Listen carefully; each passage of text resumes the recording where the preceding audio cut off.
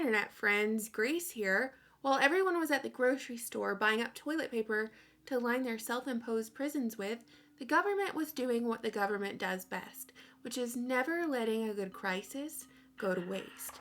The Senate Judiciary Committee did their patriotic duty to America while everyone was panicking over a pandemic and attempted to pass a bill that would essentially allow the United States government to scan any and all messages online and would eventually eliminate end-to-end encryption services. But this isn't the first time the government has pulled the old Trojan horse of crisis out to further clamp down on the freedoms and liberties of every American.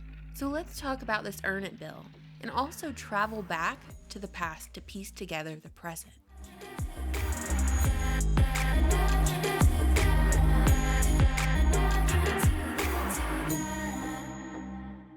On March 12, 2020, while the entire world was scrambling to the grocery store so they could stock up for weeks of social distancing, the bipartisan Ernit Bill introduced by Senators Lindsey and Richard Blumenthal had its first hearing. The bill aims to scan every message sent online, which means that, should it be passed, this bill grants law enforcement legal access to any digital message. This newly proposed legislation is in an effort to prevent, reduce, and respond to the online sexual exploitation of children. The bill's authors have avoided using the word encryption, which is the process of converting information or data into a code, especially to prevent unauthorized access. Popular messaging platforms like iMessage and WhatsApp use end-to-end encryption. You either have an internet where messages are screened en masse, or you have an internet where end-to-end encryption services exist. You can pick one, but not both. So even though the bill never mentions anything about encryption, it's implied that in order to enact this bill, the end-to-end encryption services would need to give government backdoor access, which defeats the whole purpose of encryption services altogether. So from where I'm sitting, what we have here is a bipartisan effort to infringe on our rights, under the guise of protecting children. Just like they use the excuse of protecting children to implement gun control. They're doing it here to violate both the First and Fourth Amendment of our Constitution. This bill will make it so that companies are completely liable for what their users post, which means that these companies have another excuse to censor and moderate what users can and cannot say, essentially forcing everyday Americans to not have the ability to dissent, especially since Uncle Sam is always watching. After all, do you really think that sexual abuse material will be all the government is scanning your messages for? Authoritarian regimes don't care about children. You know this, and I know this. If the government really cared about children, they wouldn't inundate us with 24-hour subversive propaganda. Propaganda aimed at destroying the family. If they really cared about children, they wouldn't have enacted Common Core.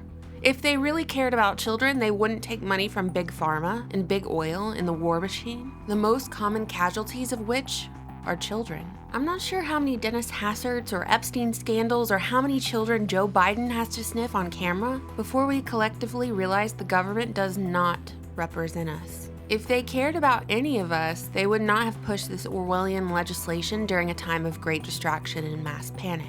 And take note, they had this bill prepped and ready to go for just the right crisis. We're not only distracted by fear over pandemic, but the government is attempting to play the hero whilst they enact medical martial law and wave handfuls of money in our faces.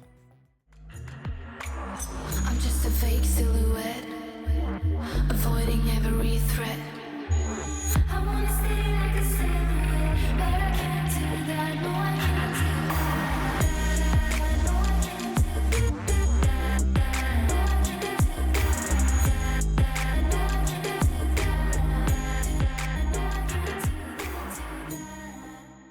Of course, this isn't the first time the government has used crisis to enact Orwellian legislation. For example, most of us know about the Patriot Act, which went into effect after 9/11 and was signed into law by President George W. Bush on October 26, 2001. The September 11th attacks and the 2001 anthrax scare served as the perfect vehicle for Congress to pass legislation in what they described as an effort to strengthen national security. The Patriot Act granted the ability for law enforcement to use covering wiretaps and gave the FBI power to demand telephone and email and financial records without a court order.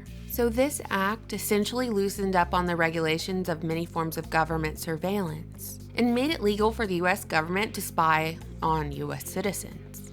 And yes, the Patriot Act is unconstitutional, yet our lawmakers have renewed it and added provisions time after time.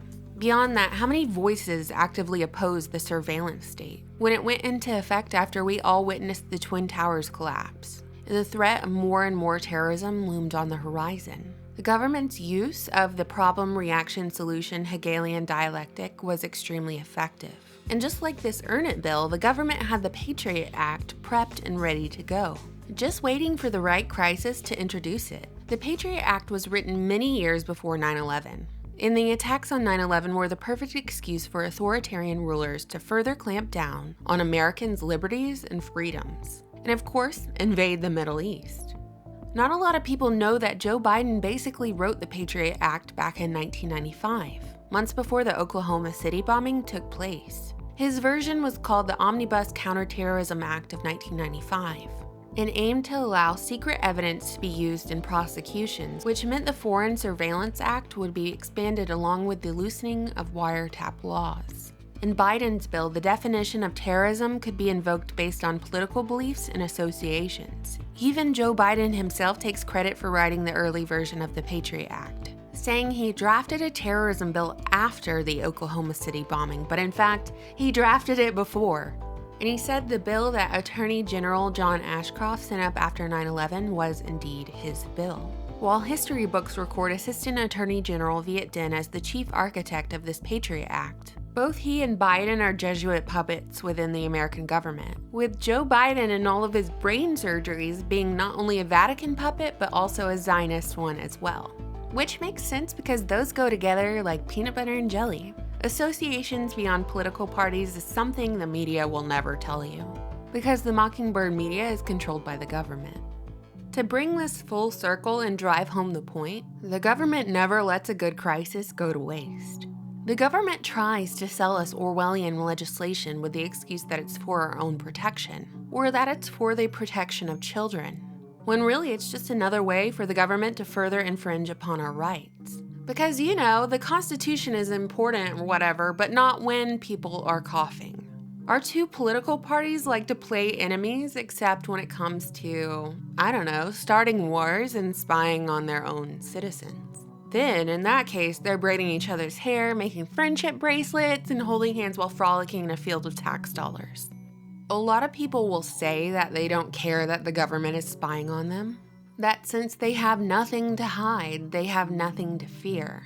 They'll say that if you don't want to give up any claim to your rights, just don't use the internet or the phone. They'll say that the NSA was already reading all our messages and looking at us through our webcams to begin with.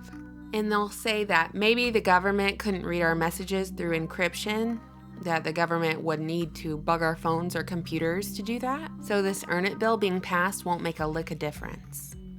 Well, here's what I have to say. The scariest part of all this legislation isn't actually the legislation. It's the effect on the minds of all American citizens. Think about it. How many years will it be until we have no expectation of privacy whatsoever?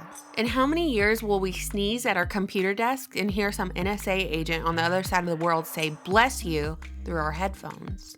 We gave up a lot of our privacy in exchange for convenience, between posting pictures of our children on Facebook and spitting in a tube and mailing it to some lab that would tell us our genetic makeup.